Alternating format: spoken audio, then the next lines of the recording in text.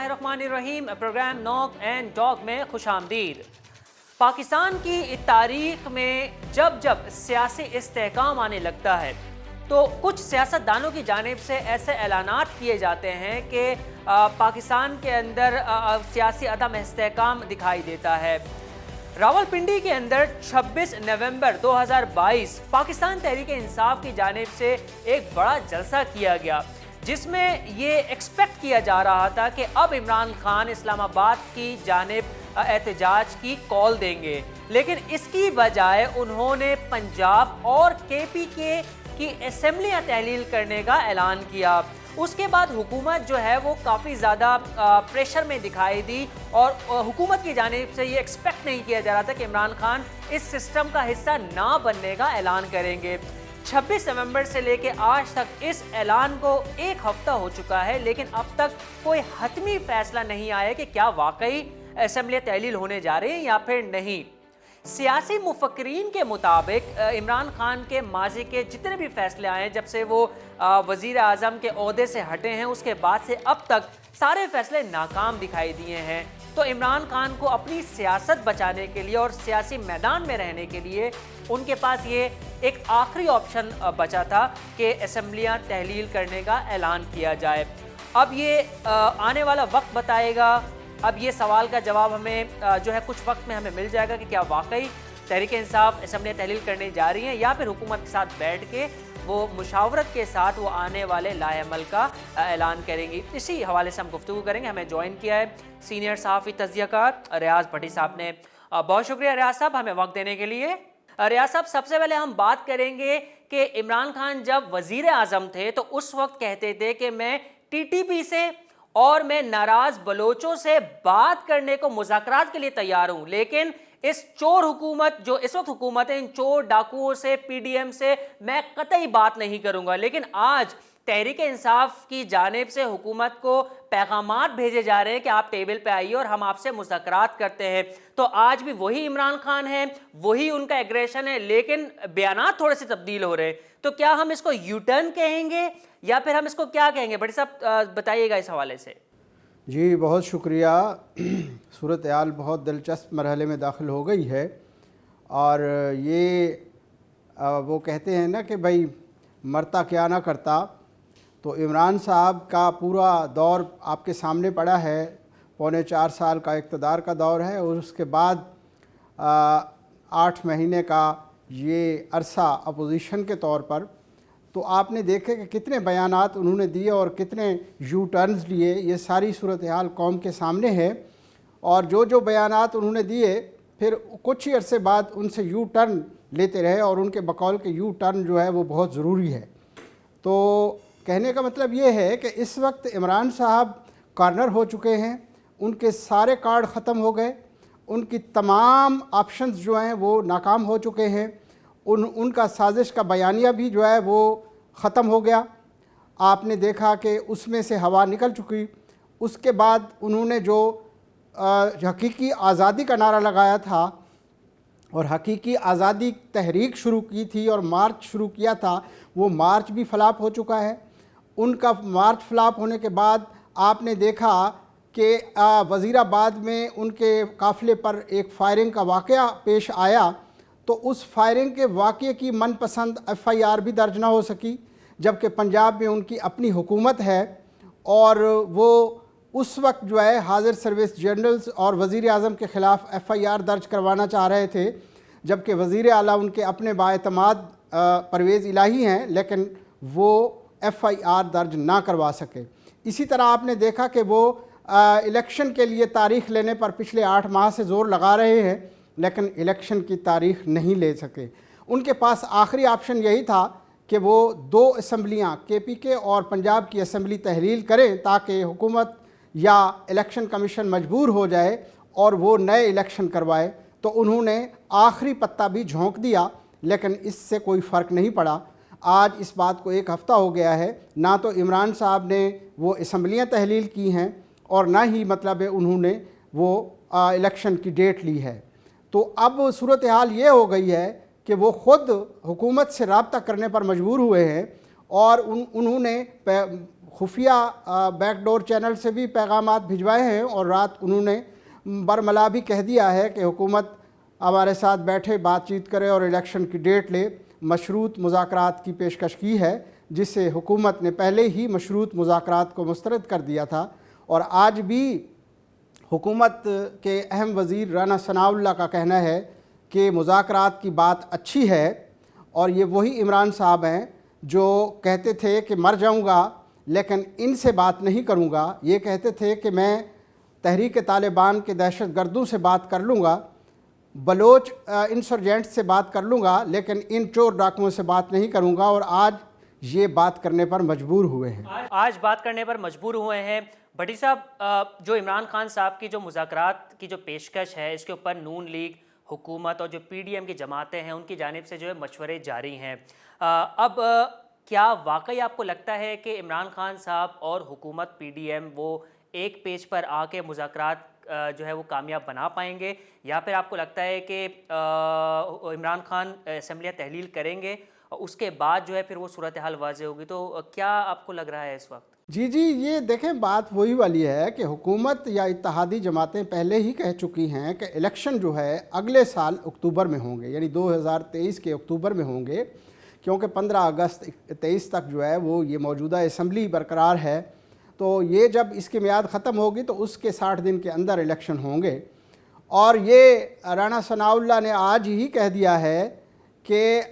ہم جو ہے بات چیت کے لیے تو تیار ہیں لیکن کسی مشروط بات چیت کے لیے تیار نہیں ہیں۔ تو ان کا کہنا یہ تھا کہ عمران کی اس پیشکش پر ہم اتحادی جماعتوں سے مشاورت کریں گے، مسلم لیگ نون کے قائد سے بھی مشاورت کریں گے اور لاہ عمل تیار کریں گے کہ ہمیں اس صورتحال میں کیا کرنا چاہیے، اسمبلیاں تحلیل ہونے کی صورت میں ہمیں کیا کرنا ہے۔ تو یہ وہ کہہ رہے تھے کہ بقول ان کے 1-2 دن میں ہم اس پر کوئی لاہ عمل بنا لیں گے اور وہ آپ کے سامنے یعنی عوام کے سامنے رکھیں گے۔ میرا خیال یہی ہے کہ عمران صاحب جو ہے وہ اسمبلیاں تحلیل نہیں کریں گے،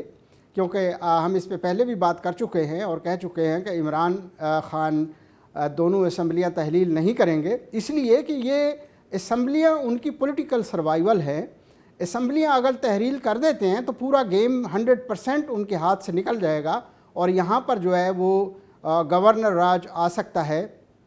کیونکہ پاکستان کا آئین جو ہے وہ وفاقی حکومت کو یہ اجازت دیتا ہے کہ غیر معمولی حالات میں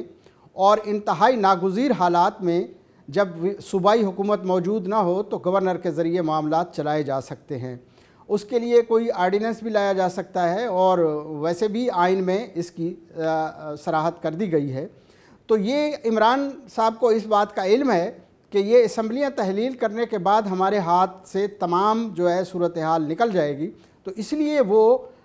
اس اسمبلیاں تحلیل کرنے کی دھمکی دے کر حکومت کو مجبور کرنا چاہتے ہیں کہ وہ آئے ٹیبل پر آئے اور ہمیں الیکشن کی ڈیٹ دے۔ ان کا خیال ہے کہ اگلے مارچ یا اپریل میں جو ہے الیکشن ہو جانے چاہیے اور نئی حکومت قائم ہو جانی چاہیے۔ تو یہ ایسا ممکن نہیں ہے۔ میرا خیال یہی ہے کہ اتحادی حکومت ان کو اسمبلیاں تحلیل کرنے کی طرف ہی لے جائے گی، کیونکہ آج ہی رانا ثناء نے کہہ دیا کہ اسمبلیوں کا تحلیل ہونا جو ہے وہ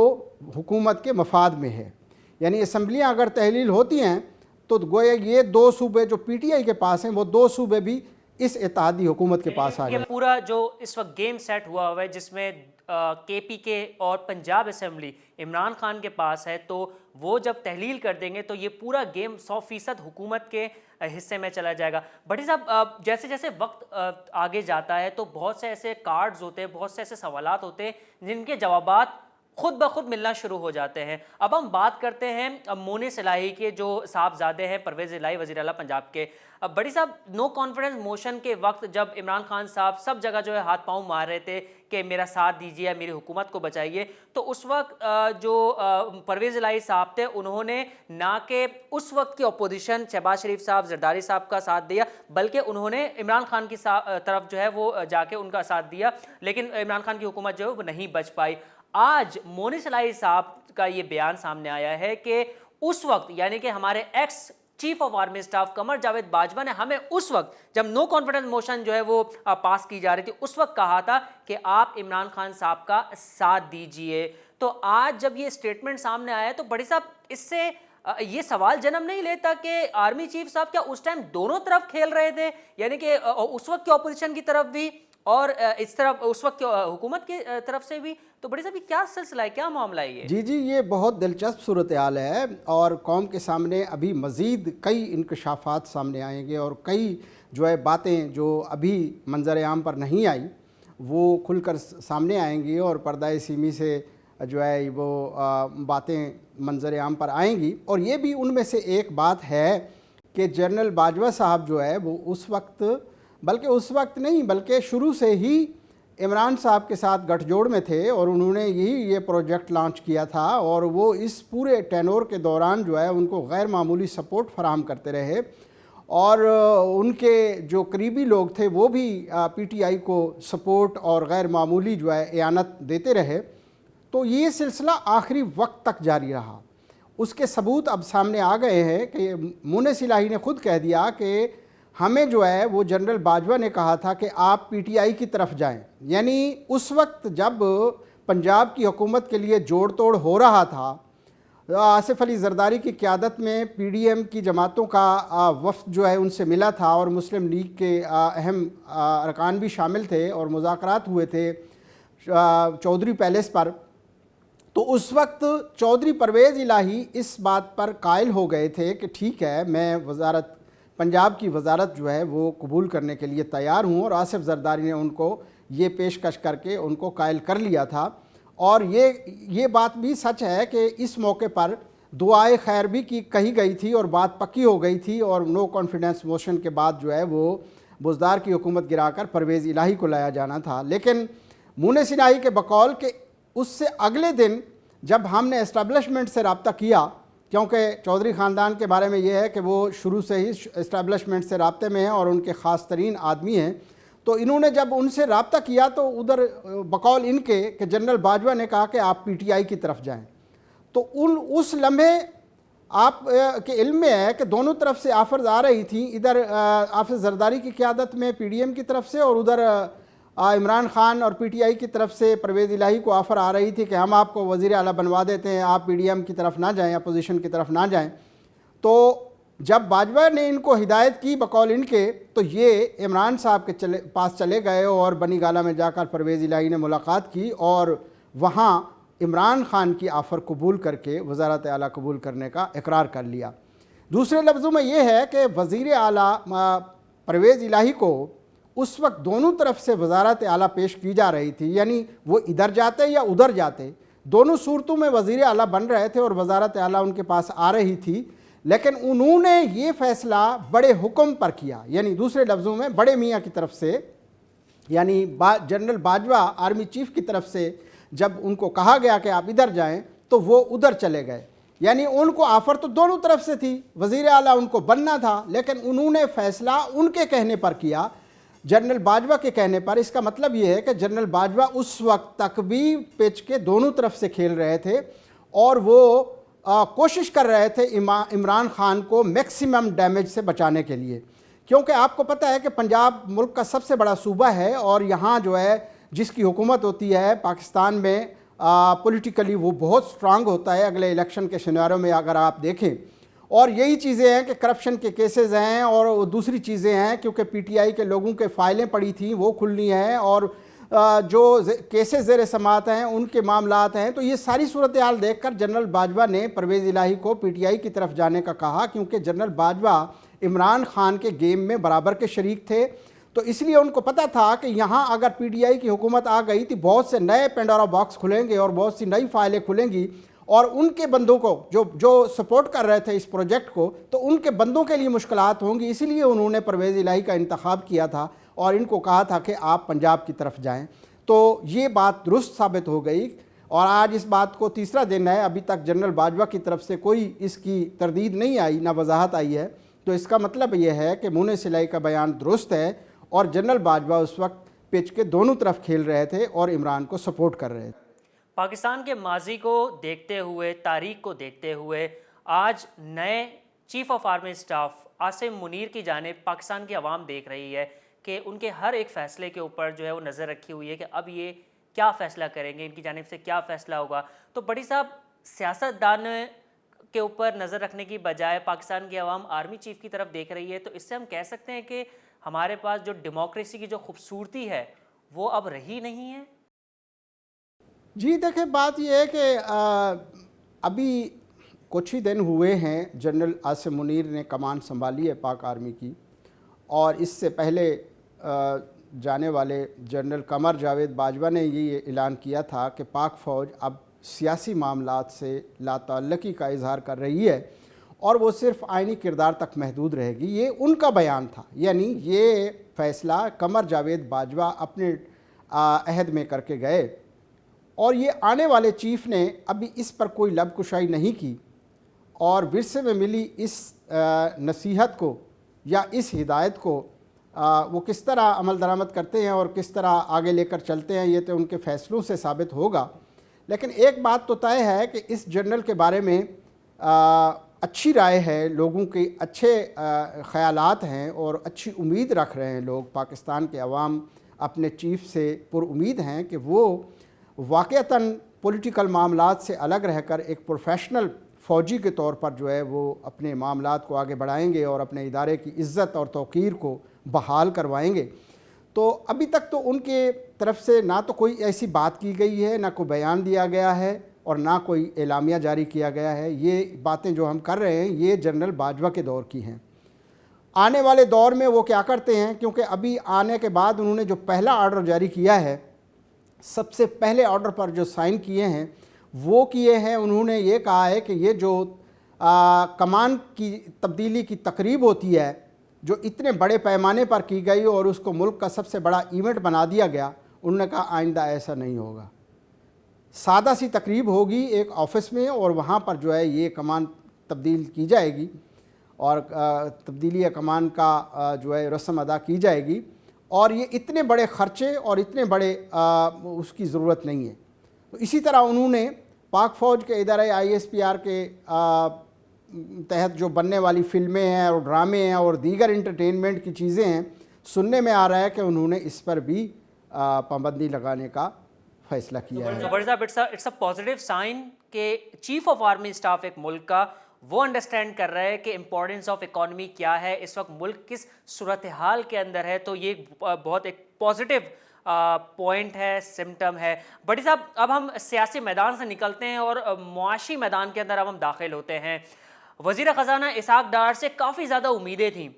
نون لیگ، حکومت، PDM، پاکستان پیپلز پارٹی، یہ سب جو ہے دعویٰ کر رہے تھے کہ اسحاق ڈار جیسے ہی ملک کے اندر آئیں گے IMF پروگرام کے اندر جو ہے وہ بہت زیادہ بہتری آئے گی۔ لیکن اب ان کا جو سٹیٹمنٹ سامنے آیا ہے کہ IMF کی ہم منتیں کر رہے ہیں، منتیں انہوں نے الفاظ استعمال کیا، اور ساتھ ہی ان کا کہنا تھا کہ IMF اگلی قسط دینے کو اس وقت تیار نہیں ہے۔ ساتھ ہی ان کا یہ بھی کہنا تھا کہ اگر IMF کی اگلی قسط نہیں آتی ہے تو ہم مینیج کر لیں گے۔